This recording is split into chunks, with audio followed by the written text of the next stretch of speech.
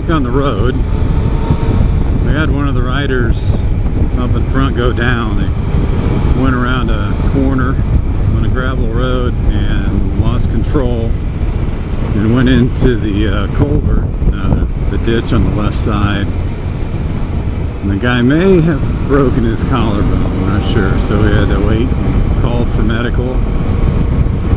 He's okay, but I think he busted his shoulder up. So a couple of guys broke off. They're going to go back and get the vehicle to grab his bike. He's headed to the hospital, get checked out. Luckily he's okay, just banged up.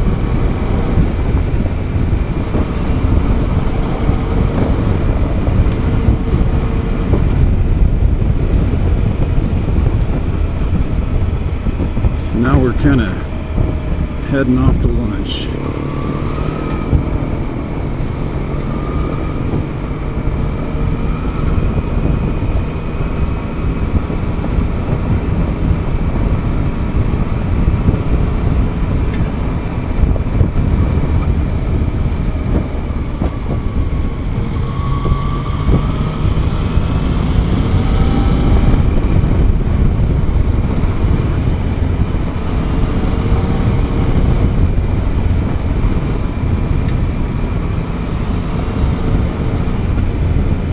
My continuing evaluation of the FJ with these tires, on gravel, is that the front end is really vague, unfortunately. And that's the last thing that you want vague when you're in gravel, is not knowing if that front end has got enough traction. And I'm not sure, I think some of it has to do with the width of the tire, since it's such a wide front tire. It's street sized width.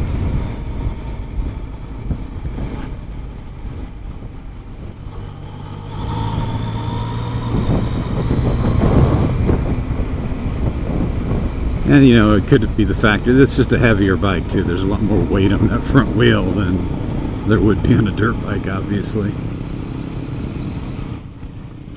You can see up here we're following the ambulance that our man is in.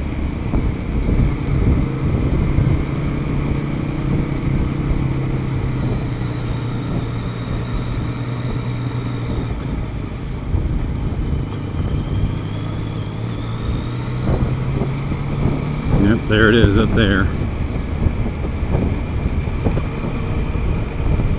So yeah, this bike, you can take any bike on a gravel road.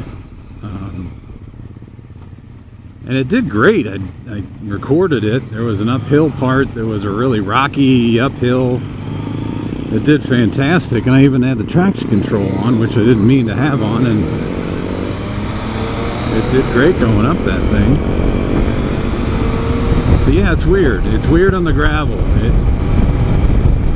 And hey, maybe the KTM would have felt the same way. I don't know.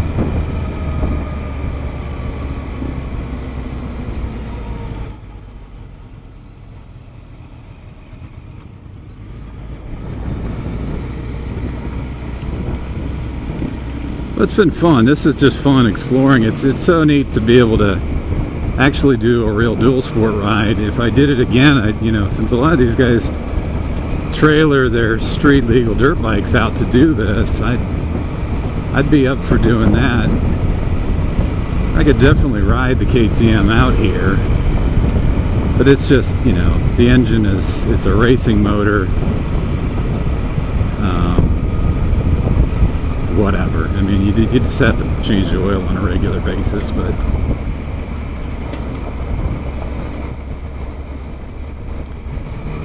doing this kind of ride would be great, as if you had that bike to do a full-on dual sport. Have a real dirt bike to do it with. Just being able to mix, great goat path type roads with gravel, and I can see why so many people get into dual sporting like this. This is not exactly the right tool for that, but it works.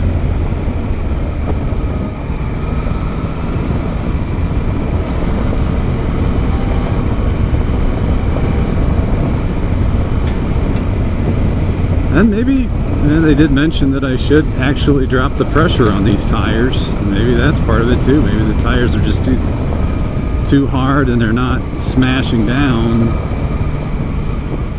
like they should. I don't know. We will have to see.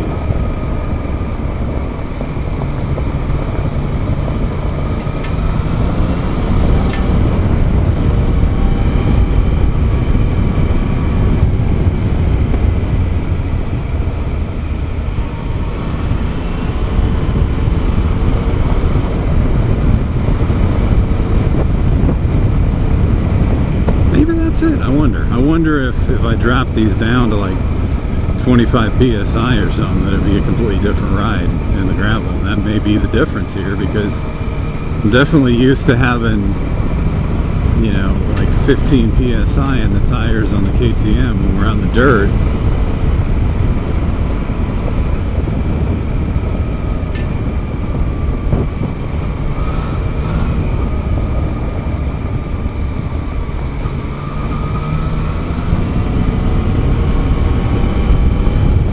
I'm just not sure with a street tire, you know, rim like this, you know, what's a safer temperature to drop it down to where you don't get it too low.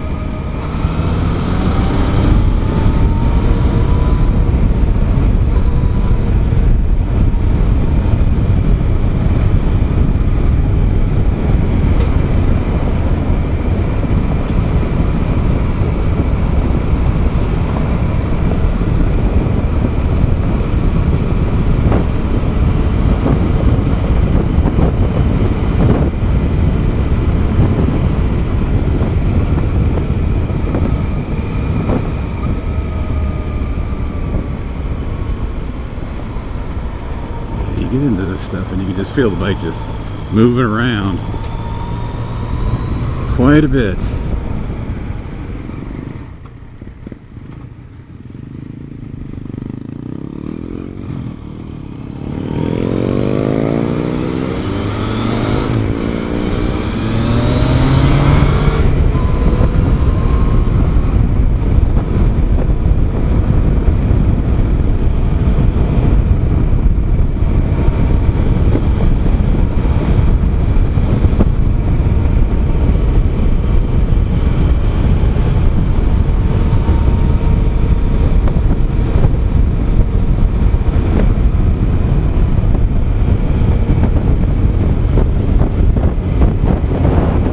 That's George up front, leading the group.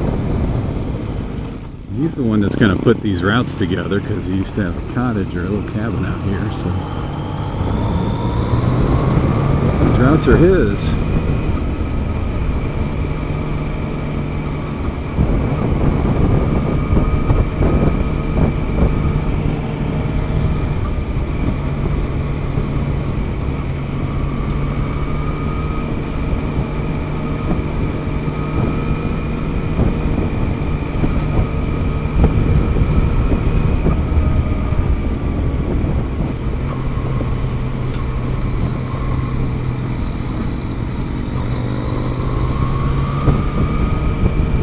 Still thinking about that tire pressure. Wondering if I dropped it down to like 30. Which, you know, normally street pressure on this bike is 36 up front, 42 in the back. That's what I've got it at. I wonder if that would help out in the loose stuff.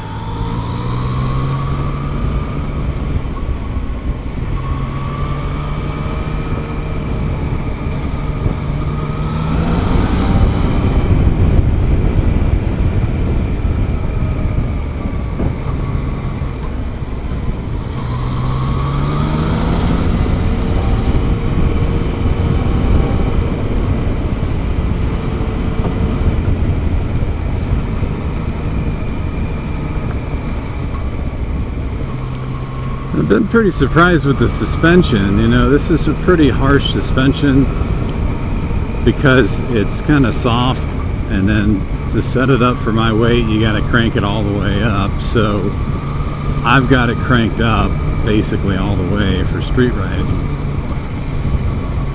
And I guess I could drop it back down if I'm riding this kind of stuff, but so I think this is where it actually does better. And when you get out of the gravel and get into this dirt, even more rocky stuff that doesn't move around, it's got no issue. Hard pack is okay, but you get into that gravel that's loose, that's when it starts getting real vague.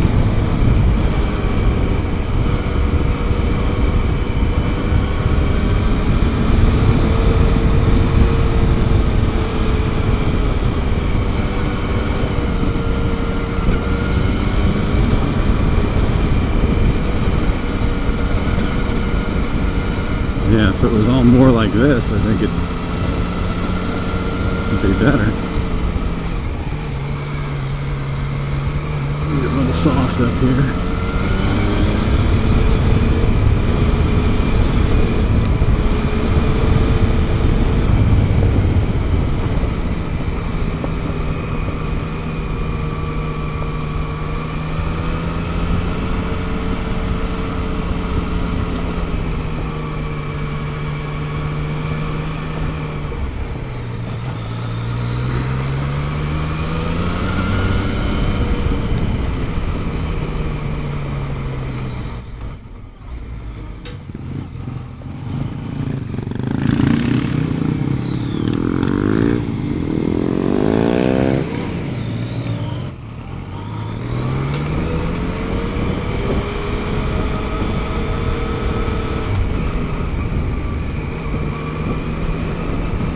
We're getting tighter and tighter here.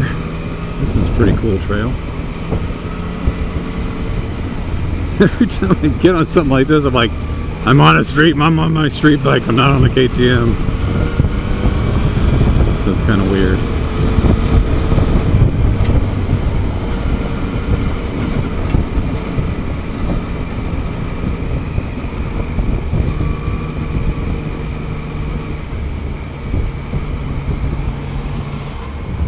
This is where you stand up, and then this bike's not really built for standing up.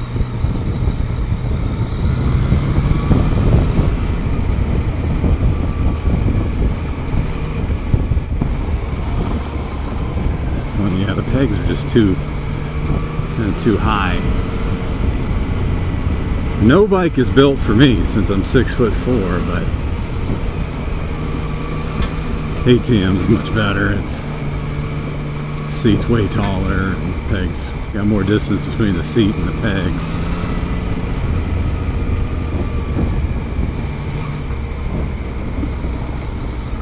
Oh, that's ugly. If you saw that big rock, but you want to hit that with this bike.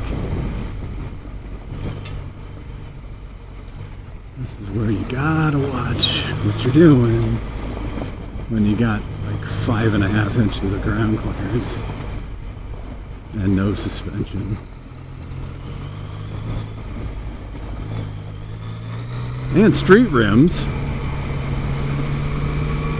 And I've got my tires too high pressure.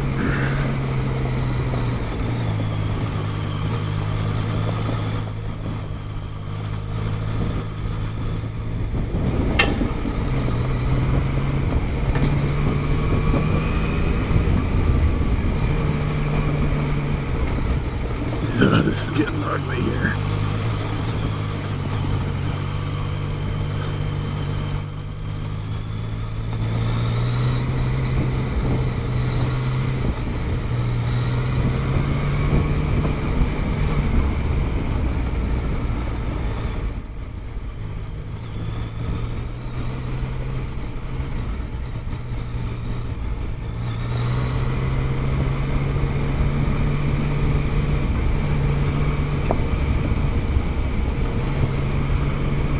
I'm sure glad that I have the skid plate on this thing, because I can't imagine if I would have tried to go out and dual sport like this before I got the skid plate on. Because you can definitely hear all the stones flying up and see the rocks.